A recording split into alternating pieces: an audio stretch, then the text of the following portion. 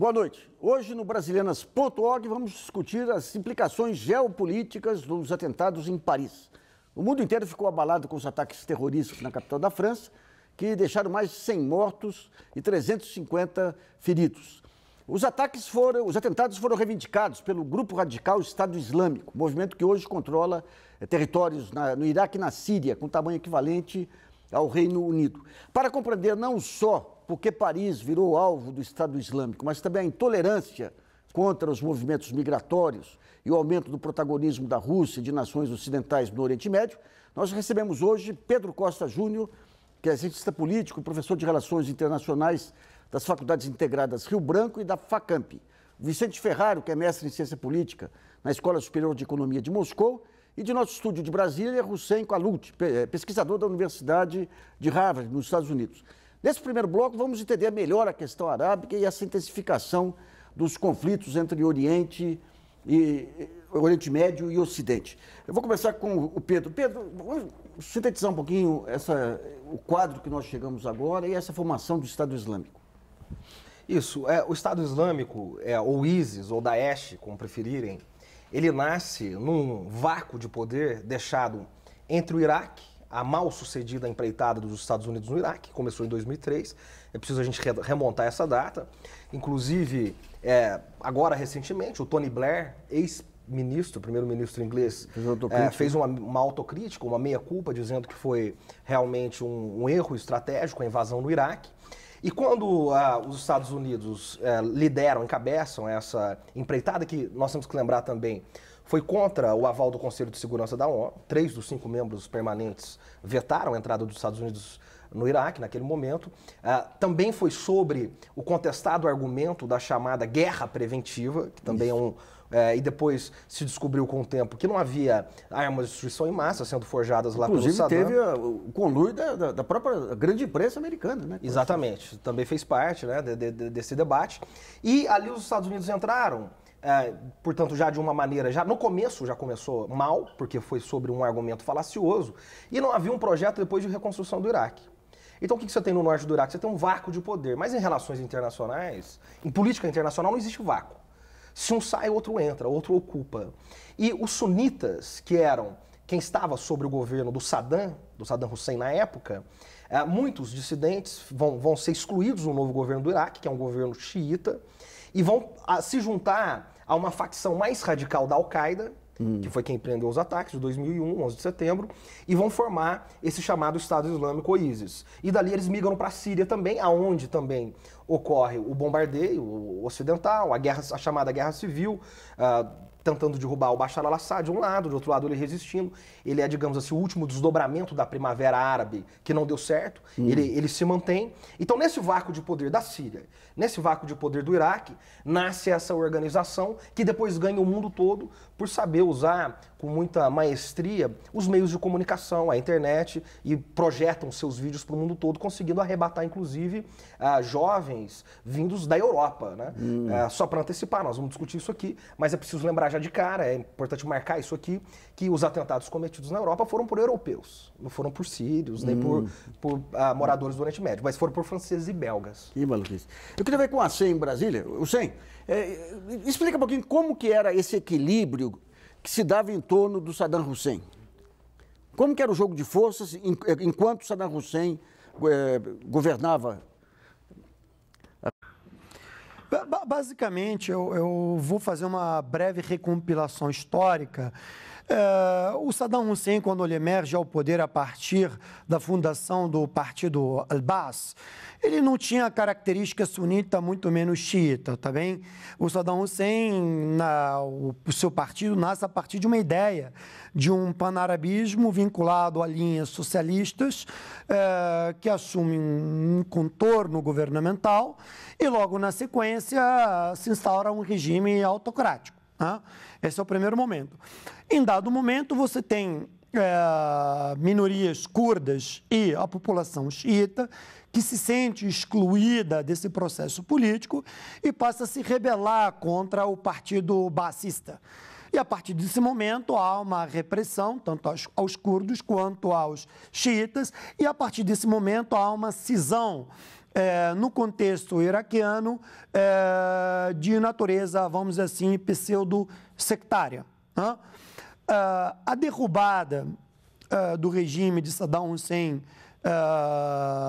no Iraque, a partir da intervenção americana, ela basicamente leva a um redesenho interno da política iraquiana, com o desmantelamento do partido Baas, e os americanos decidem, então, fazer um fracionamento político com base na proporção, com base na proporcionalidade religiosa dentro do Iraque.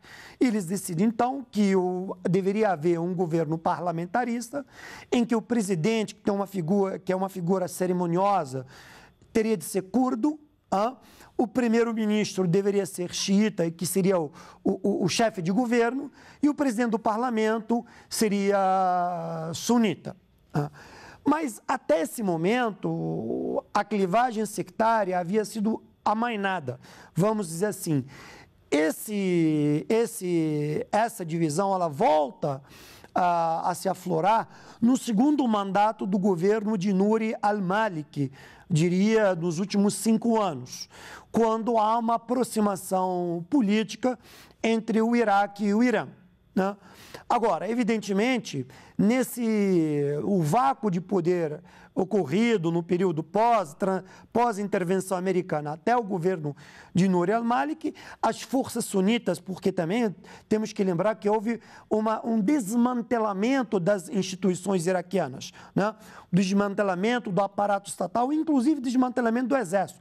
Então, muitos desses funcionários públicos e muitos dos ex-integrantes das Forças Armadas iraquianas, eles criam suas próprias milícias, criam seus próprios aparatos de segurança em algumas regiões do Iraque e passam a receber financiamento externo, a partir de governos do Golfo Pérsico, e organizam o que eles chamam de Al-Qaeda no Iraque, ou Munassirin al-Sharia, os movimentos combatentes pró-Sharia no Iraque. E a partir desse momento que começa toda a história até a conjuntura atual. Vicente, dentro desse equilíbrio do Oriente Médio, como é que ficam os demais países da região, a Rússia, particularmente quando começam esses movimentos? E para entendermos a posição da Rússia nesse conflito, nós precisamos voltar um pouco no período que era a União Soviética ainda. Quem estava na Síria no período da União Soviética, no começo da década de 70? O pai do Bashar al-Assad, Hafez al-Assad. Então, ele governou por 30 anos, era um dos maiores aliados da Rússia no Oriente Médio, era um ponto muito estratégico. Ali, a Rússia construiu a sua única base hoje no Mar Mediterrâneo, no porto de Tartus, o que é, do ponto de vista geopolítico, é essencial para os interesses russos, do ponto de vista militar também.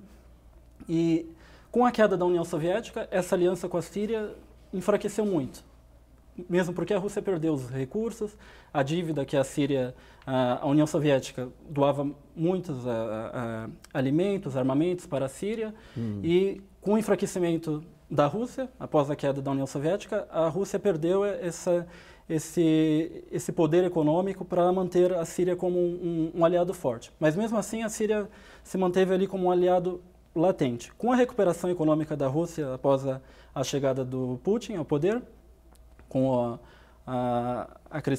o crescimento do preço do petróleo, com esse crescimento todo que a Rússia teve. O gás também. Com o gás, o petróleo, o gás e outros recursos energéticos que a Rússia exporta. Com esse crescimento econômico, a Rússia recuperou o seu poder geopolítico na região, principalmente na Síria, e conseguiu formar novos acordos com a Síria.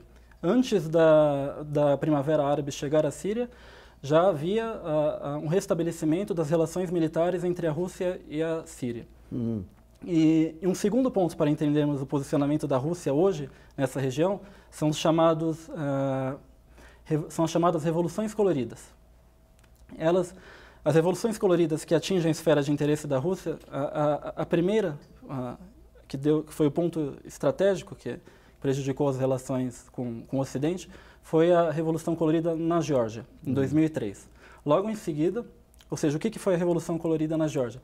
Foi o Ocidente apoiando a eleição de um líder que era contra os interesses da Rússia na Geórgia. Um líder que claramente se opunha aos interesses da Rússia. E como era esse apoio? Era um apoio, né, segundo fontes russas, não era apenas um apoio midiático, era um apoio econômico, diversos tipos de apoio que o Ocidente, a União Europeia e os Estados Unidos, se utilizaram para derrubar esses líderes pró-Rússia ou apoiar a queda desses líderes pró-Rússia no espaço de interesse da Rússia. O primeiro foi a Geórgia, em 2003, depois, no final de 2004, em 2005, teve algo semelhante na Ucrânia, que é mais próximo ainda da Rússia. Em 2009, teve na Moldávia. Nós tivemos em outros países da Ásia Central, mas foi em 2007, na famosa Conferência de Munique, que o Putin deixou claro que ele não mais toleraria essa interferência do Ocidente nesses países. Só para entender, essas manifestações, o Ocidente entrava para apoiar grupos que já estavam rebelados ou tinha um papel de insuflar também? A Rússia defende que o Ocidente tinha esses dois papéis, ou seja, a mídia ocidental passa como se tivesse sido um movimento plenamente autóctone dessas regiões. Mas, segundo as fontes russas, houve, vulgarmente por debaixo dos panos, teve apoio financeiro ocidental, teve diversos tipos de apoio, não só midiático, dos canais da grande mídia dos Estados Unidos, mas também apoio financeiro. E as redes sociais tiveram peso aí? Em 2003, 2004, acredito que não, mas hoje a última Revolução Colorida na Ucrânia, sim, o Facebook se espalhou em 2003, 2004, ainda não era muito. Isso, é importante, na linha do que o Vicente vem argumentando, entender os últimos movimentos do Putin na região também, né? Quer dizer, em 2013, o Putin, ele intervém, digamos assim, quase que ajudando o Ocidente para não se atrapalhar mais ali. Porque quando começa a guerra civil na Síria, que começou em 2011, esse último desdobramento mal sucedido da Primavera Árabe, e o Bashar al-Assad se mantém no poder, o presidente Obama, diante da pressão da comunidade internacional, diante dos mortos, naquele momento a gente já tinha mais de 100 mil mortos na Síria, e o presidente Obama vem em público e dá a seguinte declaração: nós vamos intervir na Síria apenas se o Bashar al-Assad usar armas de destruição em massa, armas químicas. Ultrapassar o que o presidente Obama chamou de a zona vermelha. Então ele estabeleceu um limite e o Bashar al-Assad, por sua vez, pagou para ver. Ele usou, segundo relatórios das Nações Unidas, armas químicas.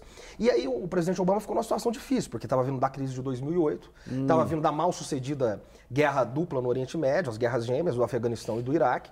E o candidato Obama passou a sua campanha inteira criticando a chamada doutrina Bush, de ocupação no Oriente Médio. Então, o presidente Obama não poderia, naquele momento, fazer um esforço de mais uma ocupação territorial e num país que tem um exército relativamente forte, como era o exército sírio, diferente de outros países envolvidos na Primavera Árabe. Então, o que o Putin faz? Ele vai ao encontro do Assad, convence o Assad naquele momento a deixar as inspeções das Nações Unidas, da ONU, entrarem, desmantelarem os arsenais químicos e entrarem no território sírio. E, ao mesmo tempo, dá o recado para o Ocidente que não é preciso intervir.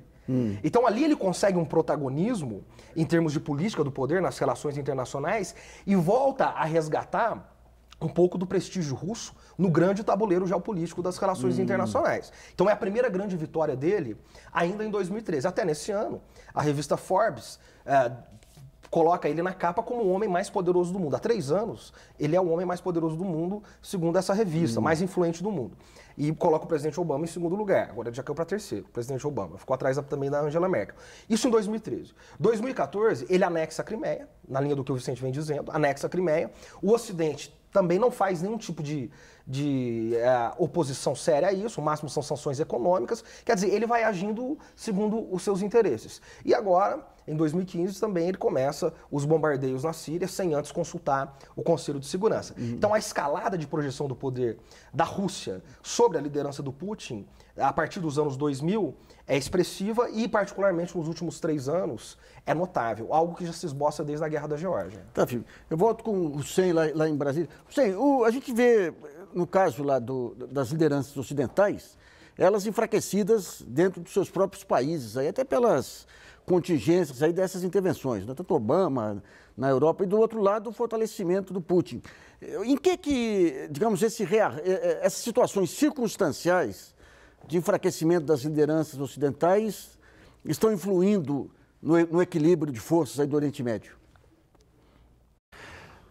Luiz, eu não acho que há um enfraquecimento das lideranças ocidentais a partir dos conflitos do Oriente Médio. Eu acho que, por exemplo, o enfraquecimento do François Hollande na França emana da própria impopularidade do presidente, entendeu?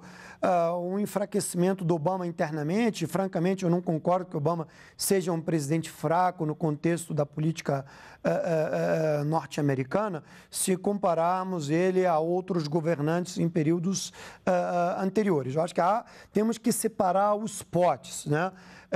A importância de cada governante dentro da questão doméstica e a sua importância dentro do mapa macropolítico do Oriente Médio.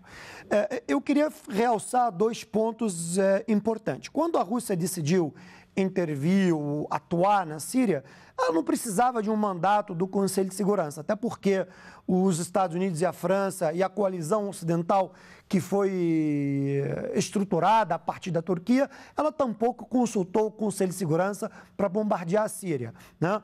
Então, desde 2011, a partir do duplo veto russo e chinês, a equação síria estava resolvida em que nenhum dos grandes atores iria recorrer ao Conselho de Segurança para decidir a dinâmica do jogo da Síria. E tampouco, se a gente olhar as negociações de Viena agora, recentemente, a participação, a importância do Conselho de Segurança, ela é absolutamente tangencial no processo político da resolução do conflito sírio. Agora, o segundo ponto que eu queria dizer, eu acho que é importante a gente prestar atenção, e pouca gente observa isso, eu acho que há uma correlação e há uma sintonia fina, embora não pareça ser algo orquestrado ou acordado, entre a Rússia e os Estados Unidos. Há uma divisão de papéis em que isso parece ganhar corpo de forma natural a partir do diálogo entre Lavrov,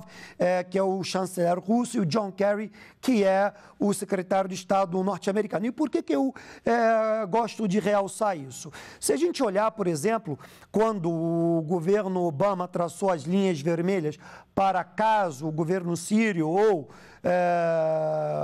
houvesse uso de armas de destruição em massa na Síria, se a gente olhar o processo negociador, a Rússia acabou sendo o fator decisivo na forma como esse problema acabou se solucionando. Os russos conseguiram convencer o governo Assad de renunciar às armas químicas e ofereceram isso para os americanos de bandeja.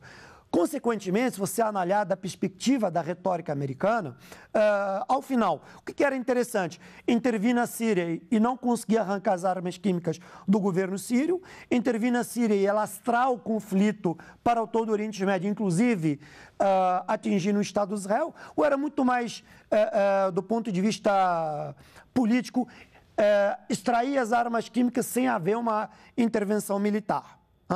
Então, na minha percepção, acho que Obama, o governo americano saiu ganhando com a entrega das armas químicas por parte do governo sírio, e isso graças a uma intervenção russa que convenceu o governo sírio a ter de entregar as armas.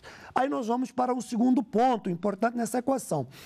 Os americanos, já que haviam decidido não intervir na Síria e não botar soldados no chão, a intervenção russa, ela basicamente ataca o cerne do problema, que é o alastramento do Estado Islâmico no território. E ela repassa aos americanos, né, o papel diplomático de conduzir as negociações de Viena. Basicamente, o que eu estou dizendo é que os russos tiram os americanos da inércia diplomática e dão a eles o protagonismo do processo negociador, sem que a Rússia perca o controle sobre o processo decisório político do que vai acontecer na Síria nesse período de transição. Bom, nós vamos para o primeiro intervalo e Brasilianas.org volta já.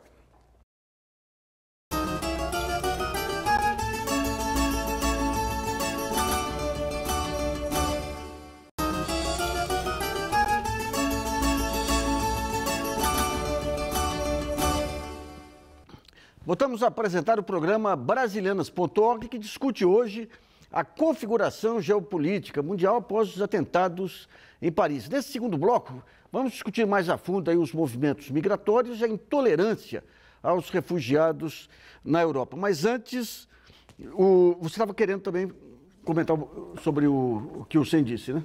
Sim, o Hussein tocou no ponto do Conselho de Segurança da ONU e da relação da Rússia com a China. Esse é um dos fatores mais importantes nesse jogo, a meu ver. Nos últimos anos, nós podemos observar que houve uma forte aproximação entre a Rússia e a China. Se nós pegarmos os 8 últimos vetos, desde 2006 a 2014, da Rússia no Conselho de Segurança das Nações Unidas, seja contra intervenções do Ocidente, contra intervenções dos Estados Unidos e da União Europeia na Líbia, na Síria, desses 8 vetos impostos pela Rússia, 6 deles a China votou junto. Ou seja, a participação da China nesse veto não era essencial.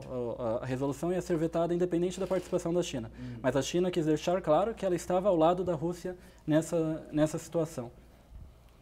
E além do jogo dentro do Conselho de Segurança, nós temos ainda os BRICS, que é uma tentativa da Rússia se aproximar com outros países, tendo em vista as relações que ela está perdendo com a Europa agora, principalmente após o conflito na Ucrânia. E como alguns países dos BRICS não veem os BRICS como uma organização muito politizada, muito ideologizada, a Rússia criou um segundo mecanismo, que é a Organização do Tratado de Cooperação de Xangai. Então, ela conseguiu tirar o Brasil, a Índia, o Brasil e a Índia principalmente, que são os que não querem essa politização dos BRICS, e se aproximar da China. Ou seja, eles têm os BRICS como uma organização mais econômica e, ao mesmo tempo, como uma organização mais politizada e com um teor mais pragmático do ponto de vista econômico, uma relação com a China. São 2 órgãos. A China está tanto nos BRICS quanto nessa organização do Tratado de Cooperação de Xangai. Tá. Bom, a gente tem no meio aí de todo esse pepino aí questões humanitárias da migração. Como é que ficam os organismos multilaterais nesse momento, ante esse recrudescimento aí do terror e da intolerância? Os organismos multilaterais eles têm se mostrado bastante ineficientes, desde que estourou todo esse conflito no Oriente Médio, especificamente na Síria. Quer dizer, se a gente vai para os números são draconianos. Nós temos na Síria uma população de mais ou menos 22 milhões de habitantes. Desses 22 milhões, mais da metade já mudaram de casa, já migraram. Que loucura, hein? Você tem 7 milhões que migraram dentro da Síria, que não saíram, que são migrantes, saíram do norte para o sul, do leste para o oeste, o que é extremamente constrangedor. Porque você deixa a sua casa, você tem uma plantação, você tem um comércio, deixa todos os seus bens, né? Ninguém sai migrando aí com uma televisão de plasma nas costas. Então, você vai para lugares inóspitos, mas ainda dentro do país. E de 4 a 5 milhões, Nassif, já saíram da Síria. E o que não se fala muito, se focaliza muito na crise migratória europeia, mas 90% desses sírios não vão para a Europa. É só o dízimo, só 10% estão indo para a Europa. 90% estão na onde? Estão nos países vizinhos. Então só a Turquia tem mais de 2 milhões de sírios. Quase metade desses sírios que saíram da Síria estão na Turquia. Você tem um país como o Líbano, que é um país relativamente pequeno, com uma economia relativamente pequena, que tem mais de 1.200.000 sírios. Você tem a Jordânia, outro país pequeno, que tem mais de 700.000 sírios. E nós estamos falando que a Europa inteira recebeu, de todos os países, nesse ano, pouco mais de 500 mil, a Europa inteira. Eu estou falando só o Líbano tem 700.000. Então, 10% só desses sírios estão indo para a Europa. E aí, é importante a gente chamar a atenção que, mesmo assim, metade de todos os imigrantes que entram na Europa hoje, que eles estão vindo de vários países, do Iraque, do Afeganistão, da Eritreia, mas metade desses que estão entrando são sírios. Então, nessas imagens que a gente vê, de cada 10 que a gente vê entrando na Europa, naqueles botes, muitos nem sequer completam a travessia, metade são sírios. Então, é uma crise que nós temos que marcar aqui, que ela é humanitária. Ela não tem, portanto, o que é humanitário? Ela está acima das nações, ela está acima de gêneros, ela está acima de raça, de religião, de credo. É uma crise humanitária. Então, e ela tende a se agravar agora, porque a primeira resposta da França foi o quê? Do presidente Hollande. Vamos fechar as fronteiras. Então essa gente, ela está saindo de lá porque elas também estão escapando do terrorismo. Também. São vítimas do crescimento do Estado Islâmico, inclusive. Então agora eles não vão ter mais essa porta de entrada. E essa deve ser uma reação em escala agora na Europa. Não é só o senhor Hollande que vai fechar fronteiras. Isso também a chanceler Merkel, tá certo? Angela Merkel, que prometeu receber 800 mil imigrantes só esse ano, o que é um número extremamente expressivo, é 1% da população alemã em um ano de crescimento de imigrantes. Então, a Alemanha também deve ir nessa direção, de pelo menos regulamentar mais as fronteiras. Então, é uma situação que vai agora se tornando cada vez mais difícil, sobretudo da perspectiva dos moradores do Oriente Médio, especificamente da Síria. Eu queria ver com o Hussein, que a gente tem de um lado aí, digamos, todos esse processo de globalização e processos migratórios com um enfraquecimento dos governos nacionais no Oriente Médio, as fronteiras sendo, grupos sendo formados aí nos diversos países. Como é que fica essa questão da paz do Oriente Médio e essa questão do terror urbano, Hussein? Luiz, evidentemente que no Oriente Médio as motivações oriundas a partir de conflitos armados, elas acabam desembocando em deslocamentos, né? Ou imigrações internas ou imigrações para além das fronteiras médio-orientais, como nós temos visto agora com a crise síria de migrações para a Europa. Agora também existem outras migrações de outra natureza, que é migrações de natureza, vamos dizer assim, econômica, migrações de natureza sectária, migrações de natureza de exclusão social. Então, enfim, você tem um arcabouço que acaba impondo àquelas sociedades certas mazelas que elas acabam tendo que se deslocar ou dentro da região ou fora da região. Evidentemente, os motivos catalisadores podem variar. No caso sírio, evidentemente, é uma guerra civil que se vê instaurada. Mas, por exemplo, no Líbano, parte das migrações que a gente observa tem a ver com uma natureza econômica em que as pessoas migram ou para a América Latina ou para a Europa, ou até mesmo dentro do Golfo Pérsico, para alguns países em busca de oportunidades econômicas melhores. Em outros países, como no Iraque, a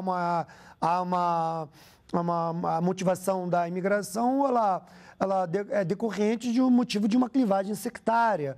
Então, depende da natureza de cada espaço geográfico. Agora, de forma geral, isso tem a ver com o enfraquecimento das instituições, com a fragilidade da composição governamental, com a ausência de um Estado democrático de direito que é capaz de aglutinar todas as pontas que integram as sociedades de cada país e também de tentar matizar os problemas individuais de cada grupo étnico, cada grupo religioso, né?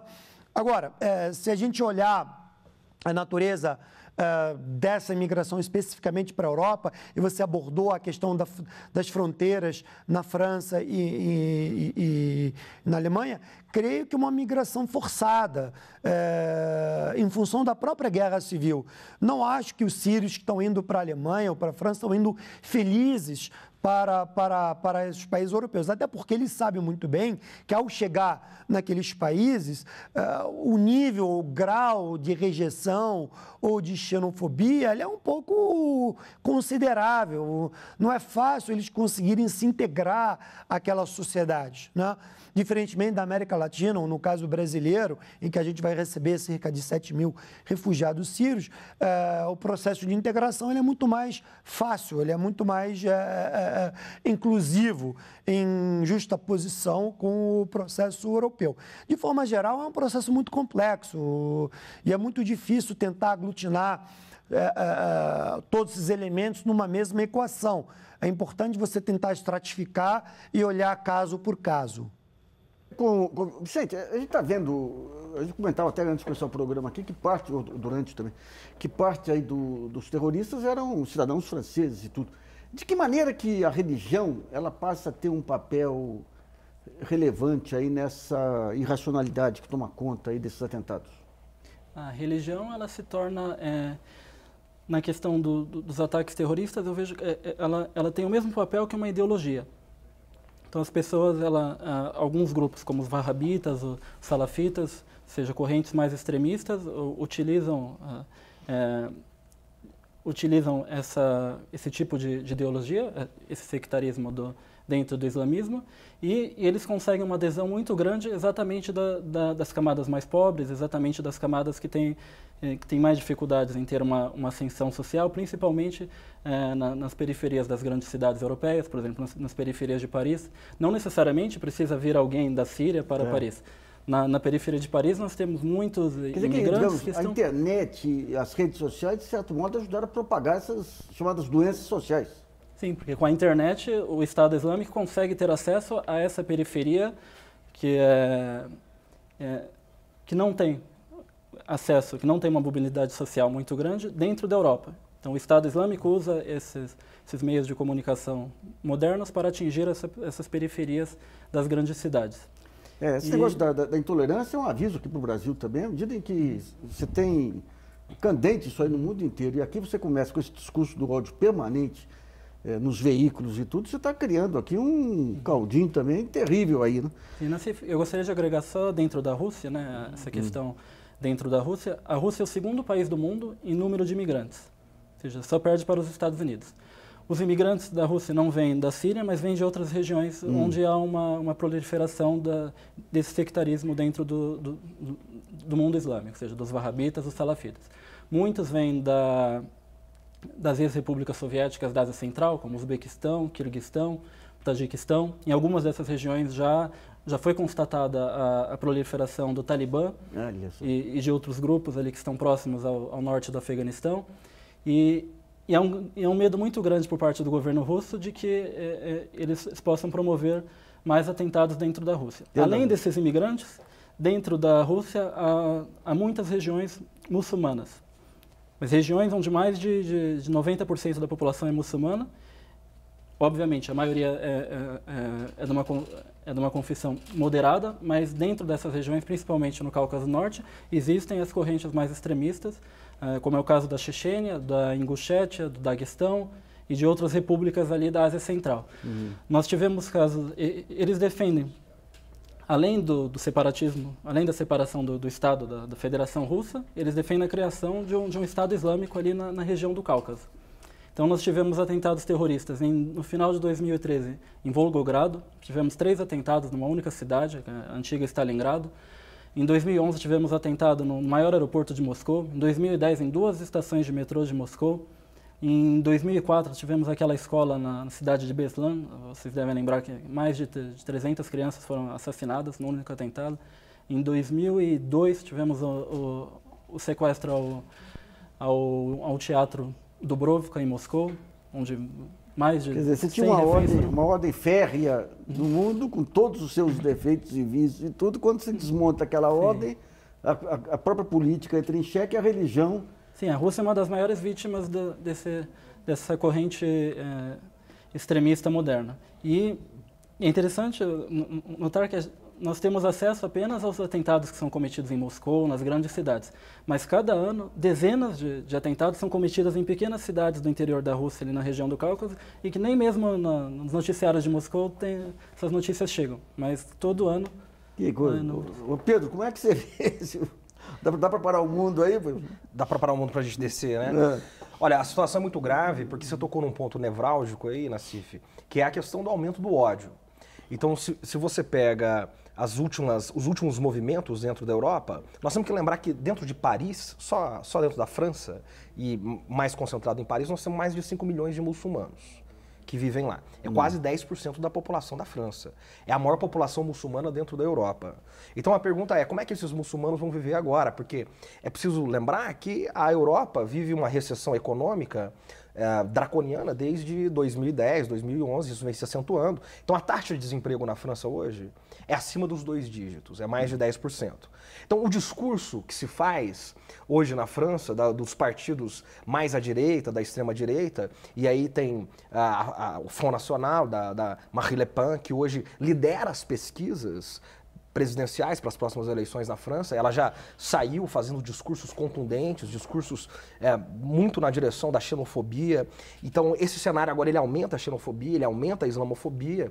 E o que esse movimento da extrema-direita argumenta é o seguinte: olha, esses imigrantes vêm aqui e eles vêm ou roubar o nosso emprego, porque a crise econômica acentua esse quadro, ou eles vêm jogar bomba no nosso quintal. Então, a gente não pode aceitar mais essas pessoas aqui. Esse discurso ganha força. E não ganha força só na França, ganha muita força na França, mas ganha força também na Bélgica, ganha força também na Grécia, onde tem o Partido Aurora Dourada, ganha forças com movimentos neonazistas dentro da Alemanha. Diversos abrigos de refugiados foram atingidos nesse ano dentro da Alemanha, foram atacados durante a noite, foram incendiados. Então, quer dizer, esse movimento agora, do nós contra eles, o discurso do ódio, a islamofobia, a xenofobia, tudo isso vai aquecendo dentro da Europa. E nós não podemos descartar, infelizmente, a possibilidade de repetir novos movimentos como esse de sexta-feira 13. E cada vez que vem um movimento desse, esse discurso se torna mais poderoso. O que joga em xeque o próprio Tratado de Livre Circulação dentro da União Europeia, que é um dos tratados mais importantes, o Tratado de Schengen, que começa a ser colocado em xeque agora a livre circulação dentro da Europa.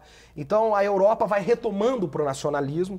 Me lembro aqui de uma frase do estadista francês do século XX, Charles de Gaulle, que dizia o seguinte: a Europa é formada por nações indestrutíveis. Então, quer dizer, o nacionalismo, e sobretudo na França, o nacionalismo francês é muito forte, e ele vai ganhando proeminência com isso, e o discurso da exclusão vai aumentando. E aí, para fechar o raciocínio, quanto mais o discurso da exclusão aumenta, porque nós temos que olhar numa perspectiva sistêmica, mais você tem, na linha do que o Vicente dizia, jovens vulneráveis que se sentem excluídos para poder se tornar alvo fácil para serem arregimentados por organizações radicais como o ISIS. É o grande embate da globalização, e ainda falamos em armas muito mais poderosas que hoje estão acessíveis, né? Bom, vamos fazer um intervalo para o segundo bloco e voltamos daqui a pouquinho.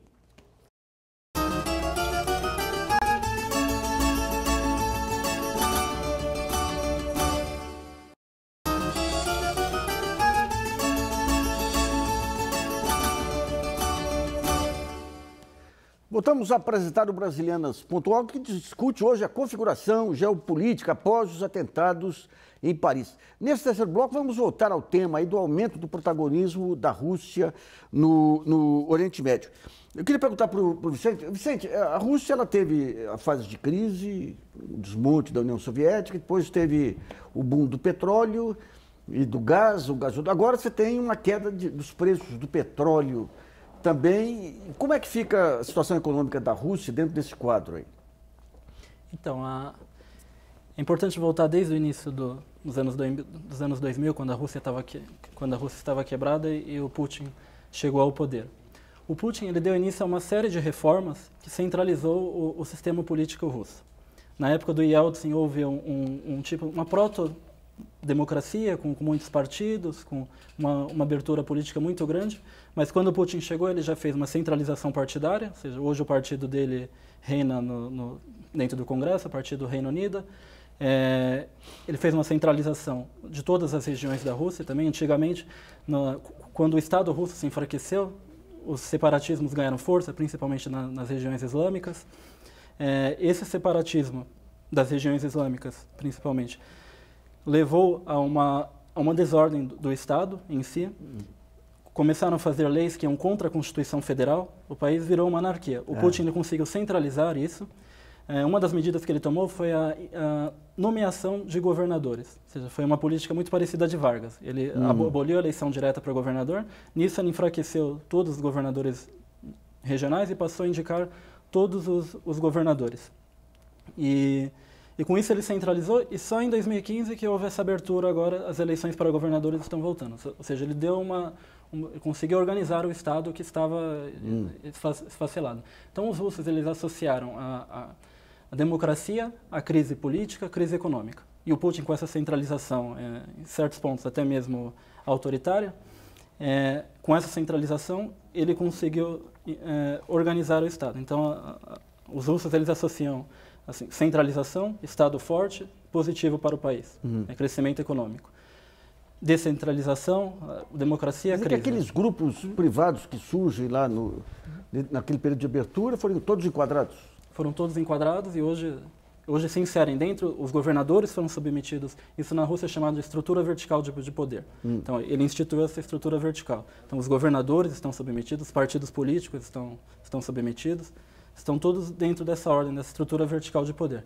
Mas como a crise do petróleo afeta a Rússia, né? É interessante observar que durante o crescimento, durante esse alto crescimento econômico, boa parte das reservas que entraram no estado dos ingressos do Estado russo foram utilizadas para constituir uma reserva. Então, a Rússia gastava, de cada 10 dólares que a Rússia ganhava, ela gastava apenas 2, 3. Então, até hoje, a Rússia tem uma reserva muito grande. E com essa reserva... Mas ela conseguiu definir uma vocação econômica, porque ela criou uma competência extraordinária na parte de defesa, na parte de satélites, perdeu o bonde na parte da informática, da microeletrônica, o mercado de consumo ela não conseguiu avançar. Depois disso, ela conseguiu sair da dependência desses setores não voltados para o mercado, não? Não. Não, né? Não. E a Rússia ela só sobrevive hoje graças à reserva que ela constituiu durante esses anos todos. Então, e aí, onde é que entra a questão da Ucrânia e a questão da Síria? Exatamente agora que os russos estão sentindo essa queda na economia, na inflação de mais de 14% ao ano, ou seja, os russos já estão sentindo isso.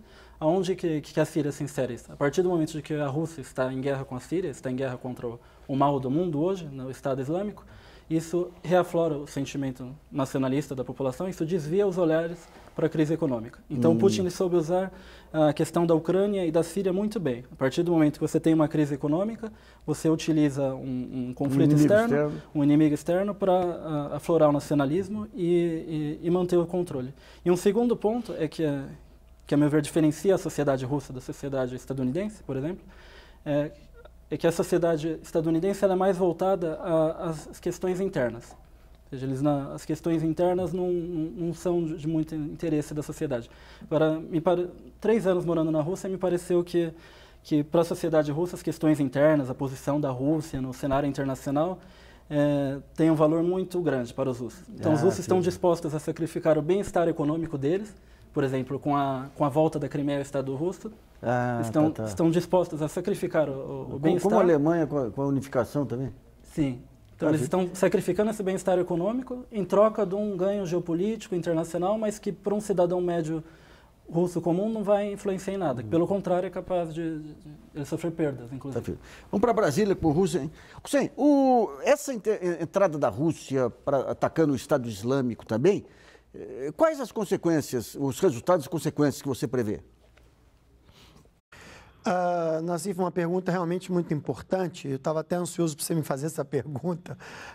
Eu acho o seguinte, a entrada da Rússia na conjuntura síria efetivamente militarmente, ela muda todo o jogo, ela muda toda a equação, né?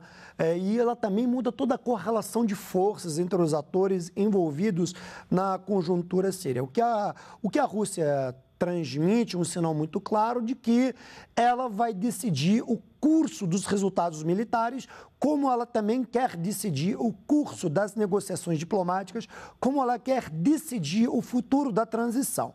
Esses são os 3 pontos que a Rússia deixa muito claro e os sinais que ela transmite de uma forma extremamente contundente.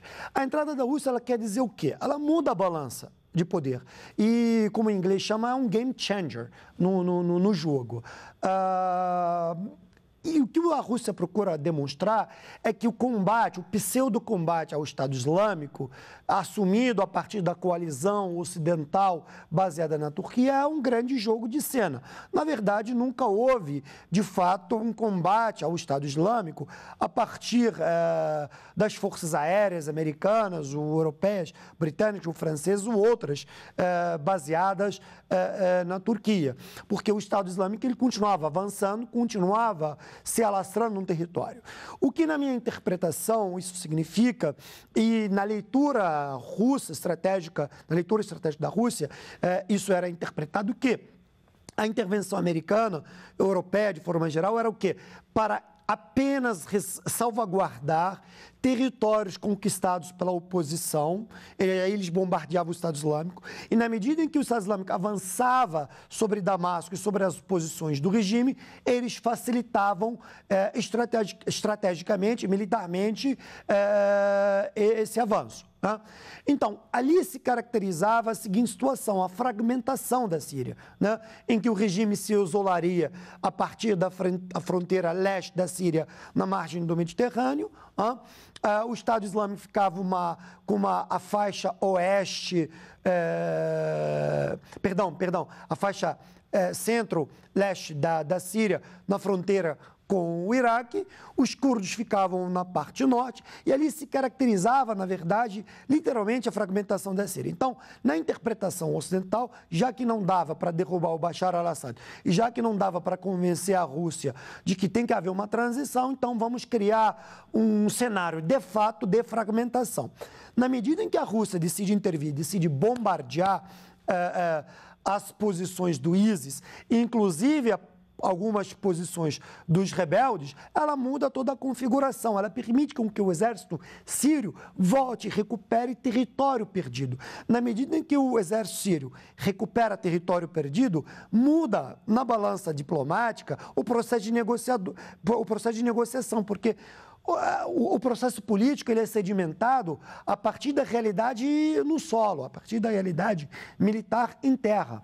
Então, a entrada da Rússia, ela muda toda a ornamentação política e diplomática sobre a conjuntura síria. Se você olhar, por exemplo, o processo de negociação de Viena, eles impõem a participação do Irã contra a vontade americana, contra a vontade europeia e até contra a vontade da Arábia Saudita e da Turquia, né? Deixando muito claro que o Irã é um ator-chave no processo de negociação. Se você pegar a declaração final de Viena, que é composta por 9 itens, você vai ver 3 itens decisivos na declaração.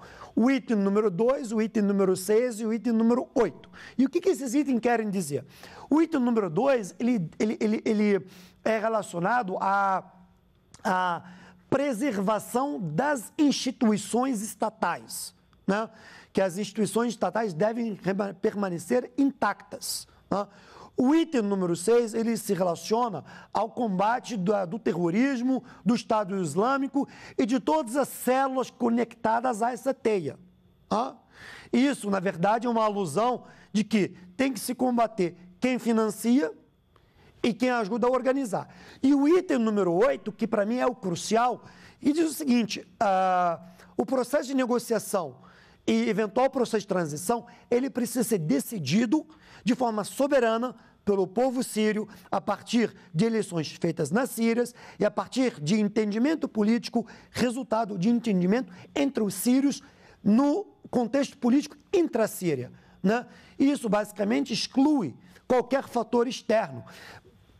Historicamente, desde 2011, se a gente olhar, é exatamente o que a Rússia defendia, exatamente o que o Irã vinha defendendo nos últimos anos. Então, o resultado das negociações de Viena é uma clara vitória do poder político e diplomático da Rússia e a forma como a Rússia mudou o jogo ao surpreender a partir da sua intervenção militar. Pedro, essa questão das relações da Rússia já foi colocado aqui em relação aos BRICS, como é que está aí, em relação aos Estados Unidos, em relação à União Europeia, em que pé que devem caminhar essas relações? Olha, é impressionante, se a gente pega os movimentos dos últimos dias, a gente vê, nós podemos perceber a aproximação entre Rússia e França, a aproximação entre o Putin e o Hollande.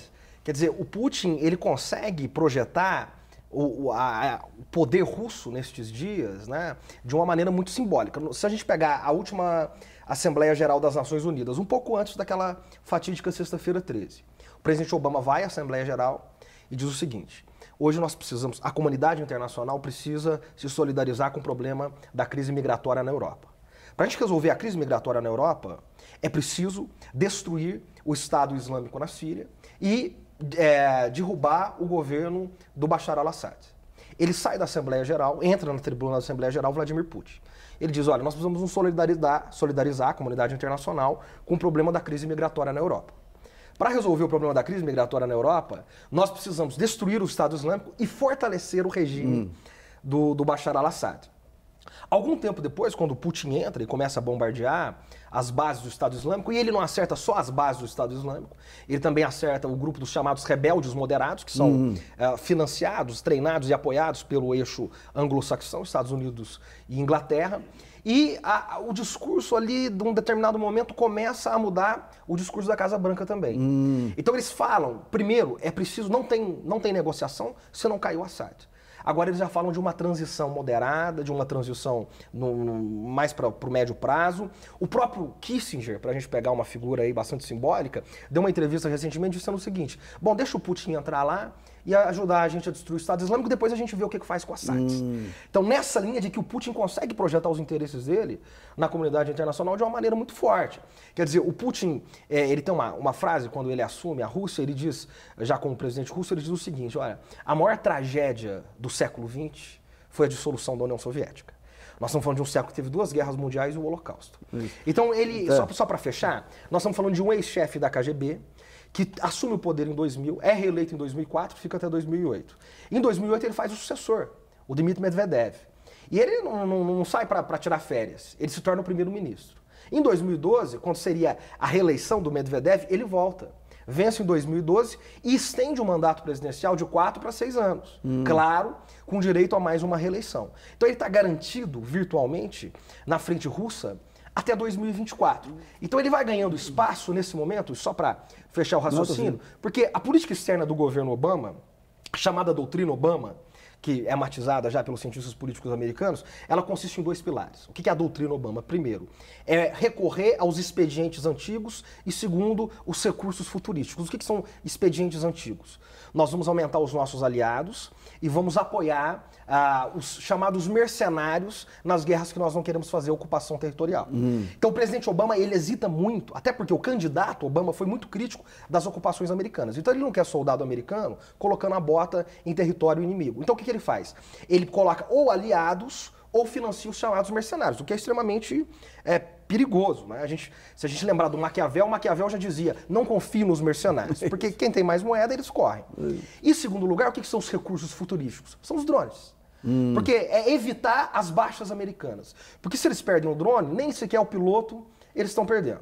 Então, nesta saída americana, a Rússia vem ocupando esse vácuo. Quer dizer, o que está acontecendo hoje? Então é o seguinte, você tinha um mundo bipolarizado, quando acaba a União Soviética, acaba a bipolarização, você acha que tem um mundo mais pacífico, e agora é uma nova polarização que está levando a um relativo equilíbrio lá no Oriente Médio, ô Vicente? Sim, hoje se debate muito o ressurgimento da Guerra Fria. Né? Nós temos um fronte na Ucrânia, isso na prática é um fronte, a Rússia está de um lado, o Ocidente está participando de outro, indiretamente, fornecendo armas, ajuda financeira, e a Rússia mais diretamente, inclusive com tropas militares.